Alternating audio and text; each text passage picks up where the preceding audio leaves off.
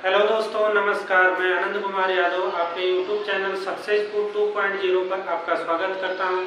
आज हम लोग प्रतिशत का चौथा क्लास देखेंगे। ठीक है, 3 क्लासों में हमने तो प्रतिशत का क्वेश्चन सॉल्व किया और चौथे में भी क्वेश्चन अलग क्वेश्चन हम लेकर आए हैं।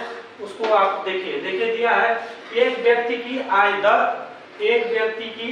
10% बढ़ी, कुछ दिनों बाद पुनः 20% बढ़ गई।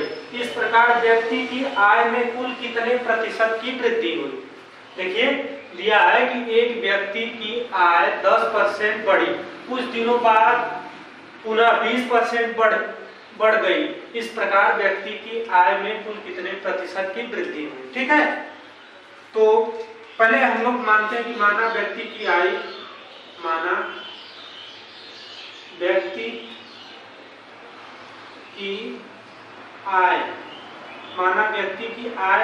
100% थी, शुरू में 100% थी। प्रतिशत पढ़ रहे हैं तो हर बार परसेंटेज में होगी। ठीक है, और उसको 100 मानेंगे तो काटने में आसानी होगी। तो पहले 100% थी, फिर 10% बढ़ा, 10% वृद्धि हुई। 10% जब वृद्धि हो जाएगी तो 110% हो जाएगा। फिर 20% बढ़ेगी, तो जो 20% बढ़ रही है न कि बढ़े पर बढ़ रही है, मूल जो उसका वेतन था या मूल जो आय थी उसी पर बढ़ेगी ना। इसी 100 पर फिर 20% बढ़ेगी, न कि 110 पर 20% बढ़ेगी। ठीक है, सॉरी 120% हो गए। इसे हम लोग सॉल्व करेंगे तो प्रारंभिक आय कितना थी, 100% थी, फिर कितना बढ़ी, 110% हो गई, 110% हो गई। फिर गुणे, फिर कितना बढ़ गई, 120% हो गई। परसेंट हटाने के लिए हमने बताया कि 100 से भाग किया जाता है, तो 100 गुणे 110 बटा के 100 करेंगे, गुणे 120 बटा के 100। परसेंट हट गया। परसेंट हटाने के बाद 100 से भाग करते हैं, पहले ही से आपको पता, 2 जीरो से 2 जीरो कैंसिल, 1 जीरो से 1 जीरो कैंसिल, इस जीरो से इस जीरो कैंसिल। 11 गुणे 12, 11 गुणे 12 हुआ, तब 11 में 12 का गुणा करेंगे, 11 गुणे 12, 2 2 2 हो गया, 1 1 कितना होगा, 2 3 1 कितना होगा, 132 हुआ। लेकिन एक्चुअल में हमने माना क्या था, 100 से कितना हुआ, 132। 100 हमने माना था, 100 से कितना हुआ, 132 हुआ। वृद्धि हुई कि कमी हुई, 100 से 132 हुआ तो क्या हुआ, वृद्धि हुई, प्लस 32 की वृद्धि, यानी उसकी आय में कितने वृद्धि हुई, 32% की। ठीक है, 32% इसका आंसर हो जाएगा, 32% वृद्धि। बात समझ में आई आप लोगों की कि नहीं। अब देखिए, कुछ लोग होंगे वो समझ रहे होंगे कि एक व्यक्ति की आय 10% बढ़ी, फिर कुछ दिनों बाद 20% बढ़ गई, इस प्रकार उसकी आय में 10 प्लस 20 30% बढ़ी। वो गलत हो जाएगा। ठीक है, आइए आगे नेक्स्ट और देखते हैं। देखिए दिया अजय ने अपने व्यय पहले 15% घटाया, पुनः 5% घटाया। इस प्रकार उसके व्यय में कुल कितने प्रतिशत की कमी हुई। देखिए यहाँ बढ़ रहा था, यहाँ घटने की बात हो रही है। तो माना अजय का व्यय, माना अजय का व्यय 100% है। ठीक है, 15% घटा, 15% घटा, 15% घटेगा 100 में से तो कितना हो जाएगा, 85% हो जाएगा। फिर पुनः 5% घटा रहा, तो इस 100 में से 5% घटेगा, न कि 85 में से। फिर पुनः 5% घटा रहा है, 5% घटा रहा, तो 95% हो जाएगा। ठीक है, अब इसे हम लोग सॉल्व करेंगे, प्रतिशत कमी निकालेंगे। प्रतिशत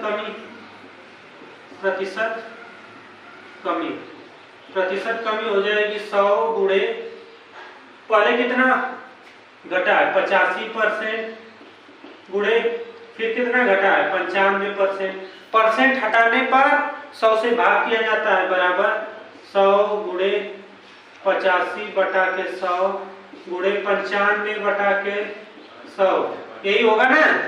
100 से 100 को कैंसिल कर देंगे, 19 पचे 95, 20 पचे 100, यही होगा। फिर इसको 20 को काटे 5 से काटेंगे, 4 पचे 20 हो गया, 5 से काटेंगे 5 एकम 5, 17, 17 पचे 85, यानी 17 गुणे 19, 17 गुणे 19।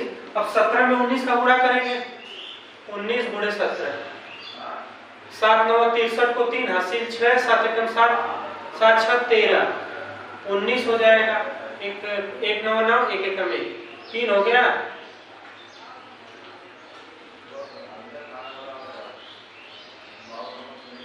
सात 9 63 को 9 3 12 हो गया,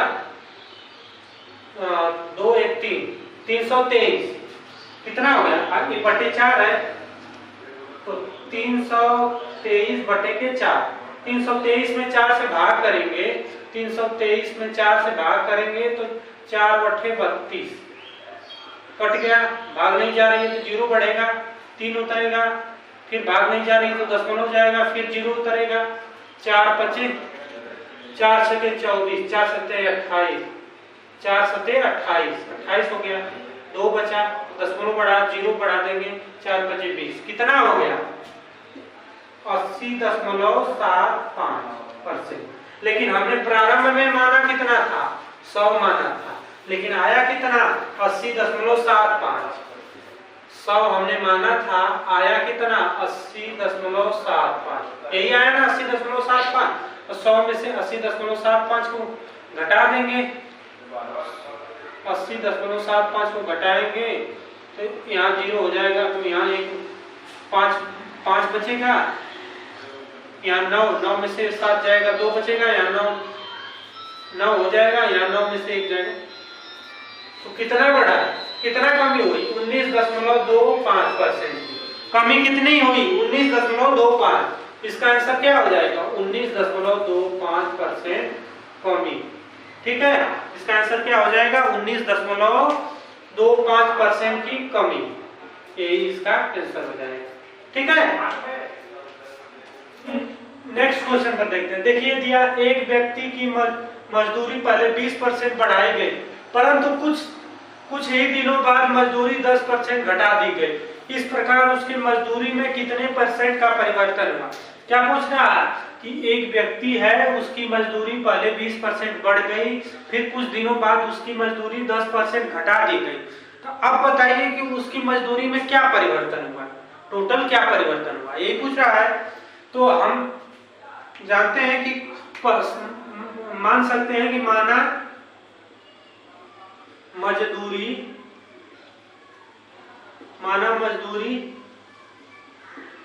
100% थी प्रारंभ में, ठीक है, 20% बढ़ी, पहले 20% बढ़ी, 20% बढ़ी तो कितना हो गई? 120%। फिर बाद में 10% घटी, तो 100 में से 10% घटेगी तो 90% हो जाएगी। अब प्रतिशत परिवर्तन पूछ रहा है, प्रतिशत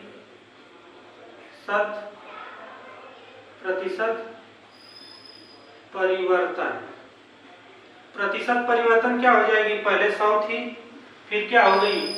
120 हो गई परसेंट, फिर क्या हो गई? 90%। ठीक है, यही पूछ रहा है ना।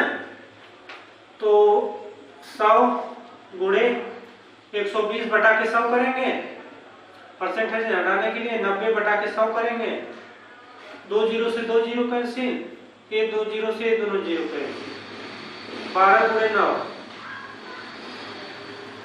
9 दूनी 18 को 8 हासिल 1, 9 एकम 9 1 10, कितना हो गया? 108। पहले हमने माना क्या था? 100 से 108 प्लस 8%, यानी 8% वृद्धि। मजदूरी में क्या परिवर्तन आया? 8% वृद्धि। देखिए इसको हमने कैसे किया, बोल रहा कि एक व्यक्ति की मजदूरी पहले 20% बढ़ी, परंतु कुछ ही दिनों बाद उसकी मजदूरी 10% घट गई। इस प्रकार उसके मजदूरी में कितना प्रतिशत का परिवर्तन हुआ। तो प्रारंभ में उसकी मजदूरी 100 थी, ठीक है, प्रारंभ में उसकी मजदूरी 100 हमने माना। फिर पहले उसे 20% बढ़ा तो 120% हो गई, फिर बाद में 10% घटेगी तो कोई भी मजदूरी बताइए उस जो ये 100% थी इसी में 20% घटेगा, फिर इसी में 10% घटेगा, ना कि 120 पर 10% घटाएंगे, ठीक है। तो प्रतिशत परिवर्तन, तो 100 पहले थी 100 गुणे 120 हुई, फिर गुणे 90 हुई, तो परसेंटेज हटाएंगे, सॉल्व करेंगे। परसेंटेज जब हटता है तो 100 से हम भाग करते हैं, तो हमने 100 से भाग कर दिया, फिर काट पीट कर 108 आ गए। हमने प्रारंभ में क्या माना था 100, अब क्या होगा 108। कितना परिवर्तन हुआ 8% वृद्धि, यही आंसर हो गया। देखिए नेक्स्ट क्वेश्चन दिया, बाजार बंद रहने के कारण राजू की आय 10% घटी, परंतु कुछ दिनों बाद उसकी आय 15% बढ़ गई। इस प्रकार उसके आय में कितने परसेंट का परिवर्तन हुआ, ठीक है। जैसे बाजार में मंदी आ गई होगी, उसकी दुकान नहीं चली होगी, तो उसके आय में 10% की कमी हो गई हो, फिर जब मंदी खत्म हुई होगी तो उसके आय में फिर 15% की वृद्धि हुई होगी। प्रारंभ में उसकी आय माना राजू की आय कितना है 100, ठीक है। पहले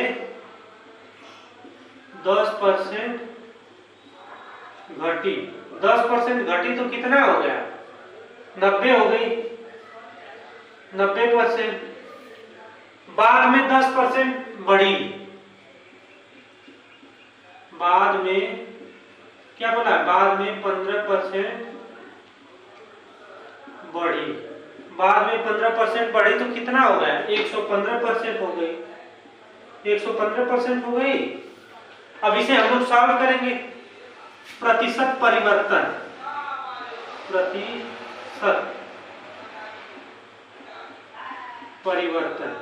प्रतिशत परिवर्तन क्या हुआ इसमें, पहले 100 थी, उसके बाद 90% हो गई, फिर उसके बाद क्या हो गई 115%, ठीक है। 100 हो जाएगा गुणे 90/100 हो जाएगा, गुणे 115/100 हो जाएगा। 100 से 100 कैंसिल, 10 से 10 कैंसिल, यही होगा ना। इसे लिख सकते हैं 9 गुणे 115/10, ठीक, 9 गुणे 115/10। अब इसे आगे हम लोग सॉल्व करेंगे तो 9 × 5 = 45 को 5 हासिल 4, 9 × 1 = 9, 9 × 4 = 13 को 3 हासिल 1, 9 × 1 = 9, 1 10, 1035 हो गया बटा के 10। जब 10 से भाग करेंगे तो ये हो जाएगा 103.5। अब देखिए हमने इसीलिए इसमें भाग नहीं दिया कि बाद में दशमलव लगाकर हम क्वेश्चन को कर लेंगे। पहले क्या थी 100 थी, अब क्या हो गई 103.5, क्या हुआ 3.5% वृद्धि।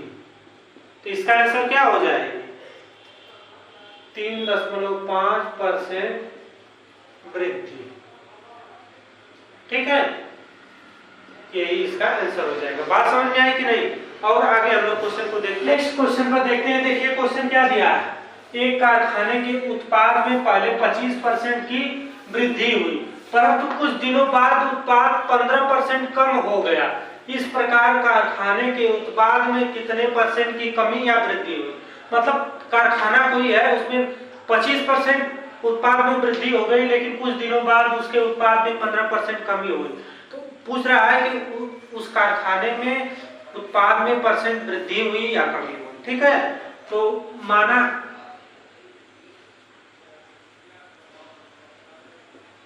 कारखाने का उत्पाद, माना कारखाने का उत्पाद 100 था, ठीक है, उसमें पहले 25% वृद्धि हुई, पहले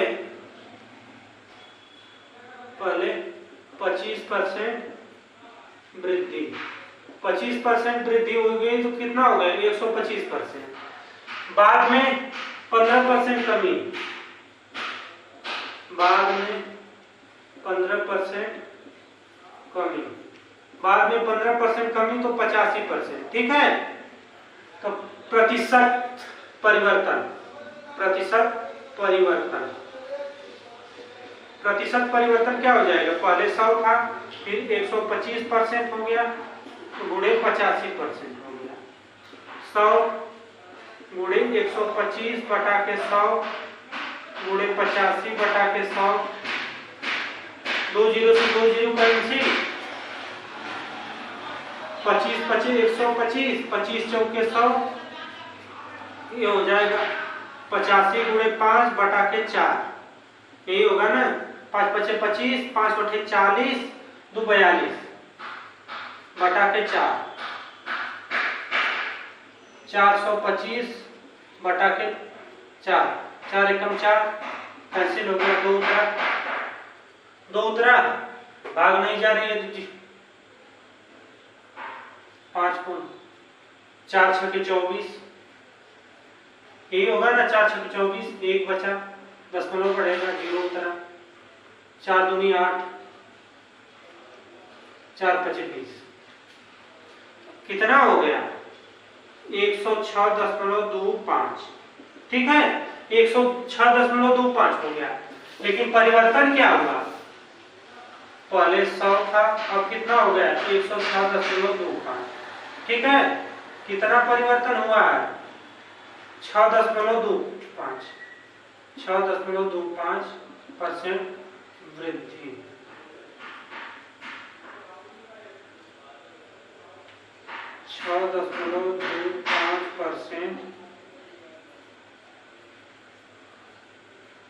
वृद्धि, यही आंसर हो जाएगा। बात समझ में आई कि नहीं? जब उसके उस पार में पहले 25% वृद्धि हुई तो 25% वृद्धि कर दी, बाद में 15% कमी हुई तो 15% कमी करके हमने सॉल्व कर दिया। तो आज के क्लास का हम लास्ट सवाल देखेंगे, यहीं पर इस क्लास को खत्म करेंगे। देखिए दिया है कि एक दुकानदार माल खरीदते समय 10% ठगता है और बेचते समय 5% ठगता है, तो इस प्रकार उसे कितने % का लाभ होगा। यानी ठगने का मतलब वो लाभ कमाता है 10% खरीदते समय और 5% बेचते समय, तो वो पूछ रहा है कि वो कितना लाभ कमाता है। तो माना माल का मूल्य 100 है, ठीक है, खरीदते समय ठगा, खरीदते समय ठगा 10% तो 110% हो जाएगा,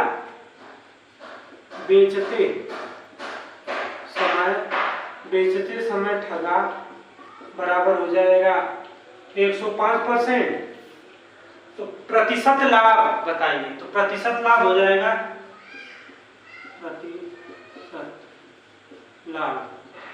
प्रतिशत लाभ हो जाएगा 100 गुणे 110, 110% गुणे 105%, 100 गुणे 110 बटा के 100 गुणे 105 बटा के 100। ठीक है, 2 जीरो से 2 जीरो कैंसिल, 1 जीरो से 1 जीरो कैंसिल। ठीक है, तो अब इसे लिखेंगे 11 गुणे 105 बटा के 10। 10 जब ऐसा आ जाए तो 10 का इसमें भाग मत करिएगा, नहीं तो बाद में फंसा देगा, ये डायरेक्ट हो जाएगा। देखिए 11 पचे 55 हो गया, भाग नहीं जा रही तो 5 लिखेंगे, 11 एकम 11। अब देखिए बटा 10 है तो क्या हो गया 115.5। कितना % की वृद्धि हुई 15.5% की।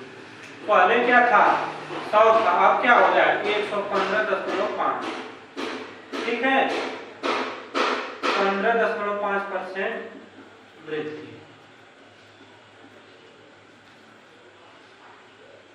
15.5% वृद्धि, यही आंसर होगा। तो आप लोगों को क्लास कैसा लगा जरूर बताइएगा, अगर अच्छा लगा हो तो अपने दोस्तों के साथ शेयर करिएगा। धन्यवाद।